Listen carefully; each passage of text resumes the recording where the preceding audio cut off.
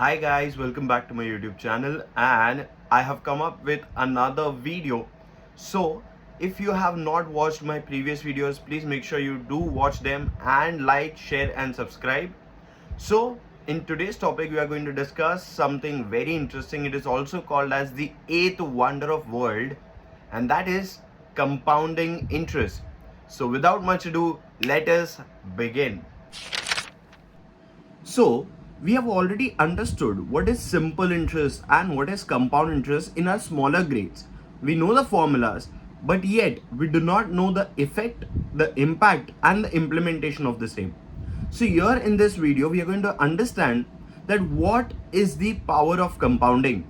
Now, when I talk about compounding, my dear friends, it is a theory or it is a process by which you can make your money grow at a faster rate.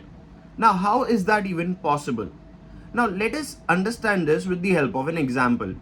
Let us say that Ben started investing at the age of 20 and he invested up till the age of 30.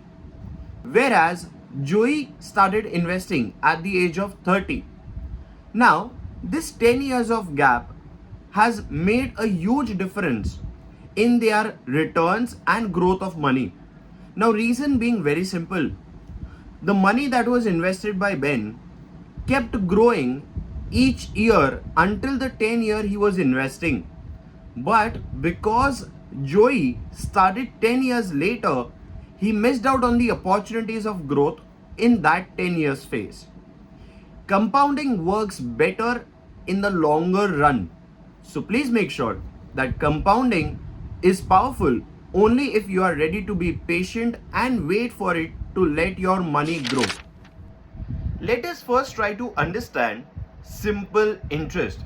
Now, when I talk about simple interest, it is always calculated only on the principal amount of the loan or maybe even of the deposit. So it is simpler and easier to calculate. Like for example, the formula says P into R into N. That is, P is for principal, R is for rate, and N is for the number of years. After understanding simple interest, we can also understand compound interest in the similar manner. So when we talk about compound interest, it is calculated on the principal amount as well as on the interest that keeps on accumulating each year or after a particular period of time. Now, the formula for compound interest is also very simple. It is denominated or determined by A, that is the amount.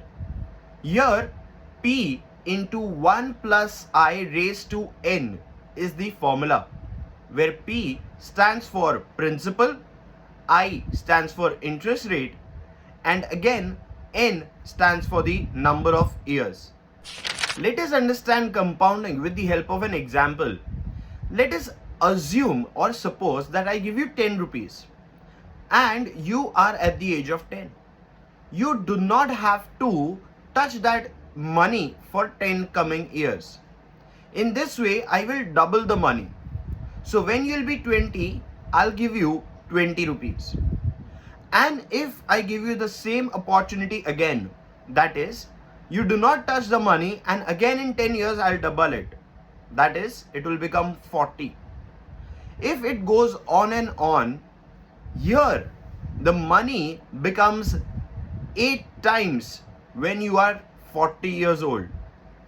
That is, to understand that time is the real value of money. And this is the classic example of understanding compounding in the wisest manner. Let me introduce you to this astonishing personality, Daniel Kahneman. He was an Israeli psychologist as well as economist. In the year 2002, he also was awarded with Nobel Prize for his research in the field. Here, he came up with the theory called as the prospect theory, where as per his understanding, a human mind has two systems or two different mindsets. Let us try to understand one by one system 1 and system 2. When we study about system 1, we realize that it operates automatically and we do not really have much of a control over it. It works voluntarily on its own, and that is why it is quick and prompt. But that does not mean that we can rely on all the solutions given by them. Here, system 1 can be trained over the period of time. Like, for example, if I say that such questions which you can see on the screen, they are easier for you to solve because not that you are smart, because you have practiced it so very much that your system 1 is trained to answer it promptly.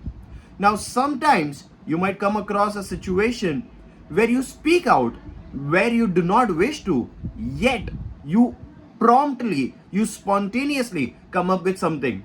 Now, that is your system 1 which is taking the control over your decision making. So many of you all must be wondering, what are we even talking about? So let us understand this with the help of an example. When I talk about system 1, let us say if I ask you this question, what is 2 plus 2? You will quickly answer, sir, 4. But if I ask you a certain tricky question, will you be able to answer that as quick as this? Answer is no. Because you have done 2 plus 2 these many times that you do not have to think about the answer. All you have to do is stay there. Your system 1 takes over the control and answers it on your behalf. So when we study about system 2, it allocates our mind in a particular activity which is complex in nature. And these operations of system 2 are focused on two things, that is concentration and allocation of effortful exertion on self-control. We also understand that this is designed in such a way that it deliberately focuses on the solution working of the problem. Now, just like system 1, let us understand this also with an example. So if I say that let us calculate 12 into 27, answer no, because here your system 2 takes over the control. As you have not practiced this calculation many a times in your life, you will not be able to answer as per the help of system 1. You will take time, and system 2 will require self-control, your dedication and thinking. My dear friends, we need to understand that there are different ways of thinking, and namely today in this video we will understand the 3 variety of thinking. Firstly, it is loss aversion.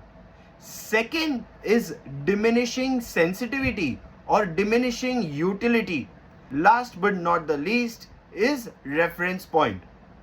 All these 3 will help us to understand that how our mind functions in each way in different situation.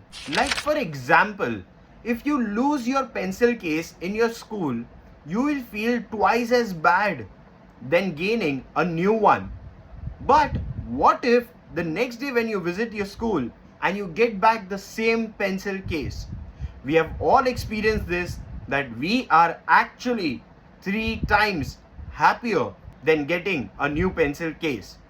We understand that this pencil case is just one such example, but we have seen this many a times, that losing is hurtful, whereas gaining back the same thing is even more good feeling and happier feeling. The next school of thinking is diminishing sensitivity or diminishing utility.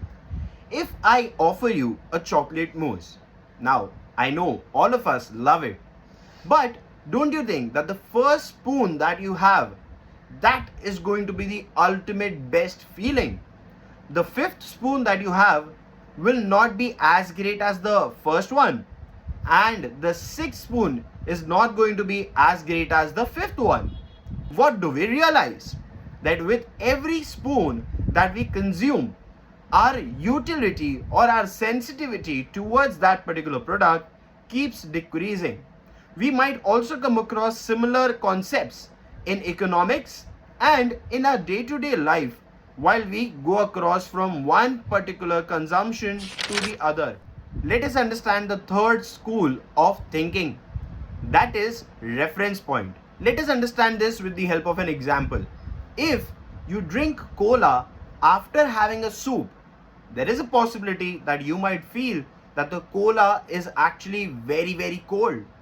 But if the same cola you consume after having an ice cream, you might feel that okay, it is not that cold. Reason being, we humans are tend to compare the two. Your mouth, when you have a soup and after that you have cola, has a reference point of the warm soup. But if you have ice cream first, it will have a similar reference point, that is, the ice cream was cold and even the cola is cold. Hence, the experience differs in both the cases.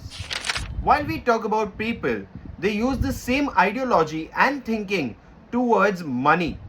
So here the reference point, with the help of an example, if you receive rupees 200 last year on Diwali by your grandmother, and if this year you receive 150 rupees, the difference of this 50 rupees is any which ways not a loss, but because of the reference point that you had from the previous year, you feel that you have actually faced a loss.